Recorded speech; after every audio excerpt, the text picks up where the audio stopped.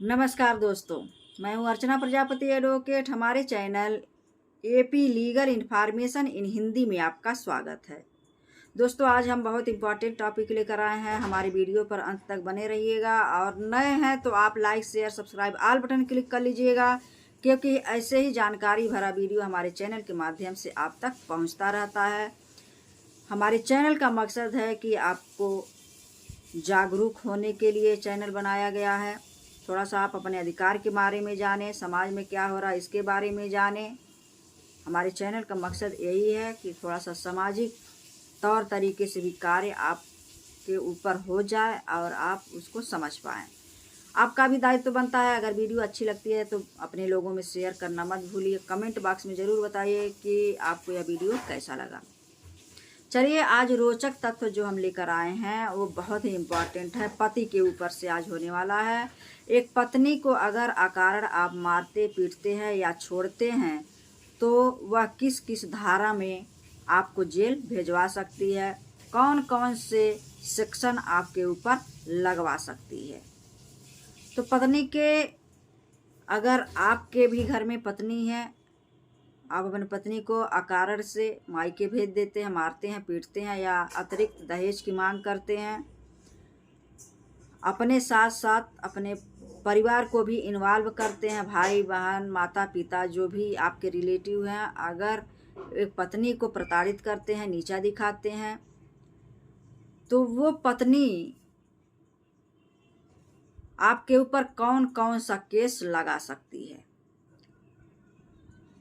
तो 4 ऐसे प्रकार के केस हम जानेंगे जो पत्नी लगा सकती है। एक, पति के ऊपर, अगर पति उसको छोड़ दिया है, मार पीट कर घर से निकाल दिया है, उसके माता पिता बहन भाई सभी लोग मारे पीटे हैं, तो कौन कौन से केस में आपको फंसा सकती है और आपको और आपके परिवार को भी जेल जाना पड़ेगा।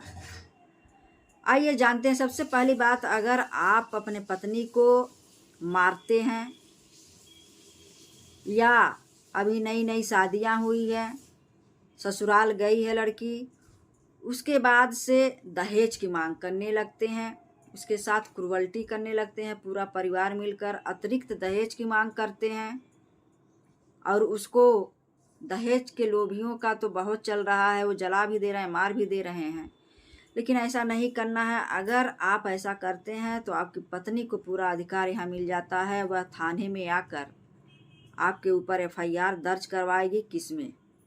सबसे पहला बात यह कि 498 ये आईपीसी जो था अब उस बीएनएस में 85 हो गया, सेक्शन 85 बीएनएस नए धारा में कन्वर्ट हो गया है, जिसको हम 498 पढ़ते थे। 498 ए, दहेज की मांग करने वाले, क्रूअल्टी करने वाले, पूरे परिवार दहेज प्रताड़ना जिसको कहते हैं, अगर इसमें आप फंस जाते हैं तो निकलना मुश्किल हो जाता है। इसमें भी जेल की प्रावधान किया गया है।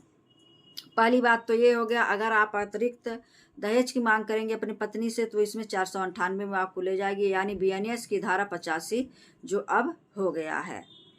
उसके बाद दूसरा केस आपके ऊपर क्या लगा सकती है। अगर पत्नी को आप मारते हैं, कहीं गहरा चोट आ गया है और उसके ऊपर आप जानलेवा हमला करते हैं, तो आपको क्या करना होगा। वहाँ वो जो 154 सीआरपीसी की धारा में एफआईआर दर्ज होता था, अब जो है नए धारा में कन्वर्ट हो गया है 173 के अंतर्गत बीएनएस, भारतीय नागरिक सुरक्षा, तो इसमें कन्वर्ट हो गया है और वह धारा आपके ऊपर लगा सकती है, एफआईआर करवा सकती है। दूसरी बात हो गया।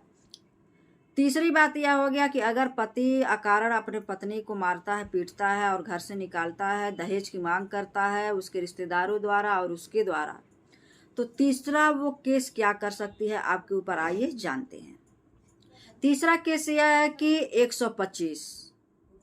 125 यानी सीआरपीसी की धारा 125 भरण पोषण की बात करती है, भरण पोषण की मांग कर सकती है। वहीं अगर BNSS में इसको कन्वर्ट कर दिया गया है। 125 को जो BNSS में 144 हो गया है। 144 के अंतर्गत आपसे भरण पोषण की मांग भी कर सकती है, क्योंकि आप इतना प्रताड़ित करेंगे या कारण उसको निकालेंगे घर से, धमकी देंगे, जो भी आप उसके साथ करेंगे, दहेज की मांग करेंगे, तो जाहिर सी बात है आपको छोड़ के जाना चाहेगी। और अगर वो बच भी गई किसी प्रकार से आपके प्रकोप से, तो वह धारा में आपको ले जाएगी, भरण पोषण की मांग भी कर सकती है, तलाक की मांग भी कर सकती है। उसके बाद चौथा केस आप पर क्या कर सकती है, अगर पत्नी को आप छोड़ते हैं, उसको मारते हैं, पीटते हैं आपके परिवार द्वारा, आपके द्वारा, तो वो कौन सा केस चौथा क्या कर सकती है, आइए हम जानते हैं। तो हमने पहले ही बता दिया, तलाक की मांग कर सकती है। जब इतना कोई भी पत्नी प्रताड़ित होगी, दहेज की मांग करेंगे, उसको मारेंगे, पीटेंगे, नीचा दिखाएंगे हमेशा, तो वो क्या करेगी, आपको इसमें फंसा देगी, उस आपके ऊपर यह केस करेगी, तलाक के लिए भी मांग कर सकती है। और भरण पोषण आपने जाना, अगर आप मारते पीटते हैं, तो वो तीसरा पॉइंट, चौथा पॉइंट में क्या करेगी, घरेलू हिंसा में आपको डाल देगी। वह घरेलू हिंसा जो अधिनियम 2005 बनाया गया है महिलाओं के संरक्षण के लिए, DB एक्ट, वह सेक्शन 12 के अंतर्गत जाएगी और आपके ऊपर केस फाइल कर देगी। उसमें आपको मुआवजा भी देना पड़ेगा, और ये भी बहुत संज्ञेय मामला में माना गया है कि आप घरेलू हिंसा में फंस सकते हैं, आपके ऊपर एक केस कर सकती है एक पत्नी।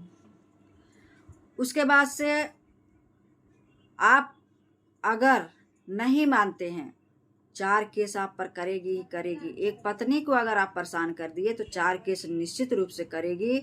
वह दहेज के लिए आपको वो करेगी, FIR करवाएगी, दहेज की मांग करेगी। दहेज आप कहेंगे कि दहेज दीजिए या न दीजिए, अपने परिवार द्वारा, अपने द्वारा मारते पीटते हैं, दहेज में ले जाएगी, दहेज उत्पीड़न में, घरेलू हिंसा में ले जाएगी, FIR दर्ज करवाएगी, और उसके बाद तलाक की भी मांग, भरण पोषण की भी मांग आपसे कर सकती है। तो सावधान रहिए और अपनी पत्नी को मान सम्मान इज्जत से रखिए, एक दूसरे का मान सम्मान करिए। पति पत्नी दोनों को ये होना चाहिए, और पारिवारिक जीवन अच्छे से निभा सके, अच्छे से चल सके, इसके लिए आपको प्रयासरत रहना चाहिए। तो आप पति महोदय के लिए बहुत बड़ी वीडियो था कि आप सही से रहें, अपने पत्नी के साथ व्यवहार से रहें, नहीं तो आपको 4 केस में वह फंसाएगी ही। घरेलू हिंसा ऐसा नहीं है कि पत्नी भर कर सकती है, आप भी कर सकते हैं। अगर आपके साथ भी हम इस पर वीडियो बना के डाल चुके हैं, आप वहां से देख सकते हैं। पति महोदय को भी अधिकार दिया गया घरेलू हिंसा में, आप किसी के माध्यम से या अपने माता के माध्यम से, बहन के माध्यम से उस पर केस कर सकते हैं पत्नी पर, ये आपको अथॉरिटी मिला हुआ है। नेक्स्ट वीडियो का इंतजार करिए, ऐसे ही बने रहिए हमारे वीडियो पर। जय हिंद, जय भारत।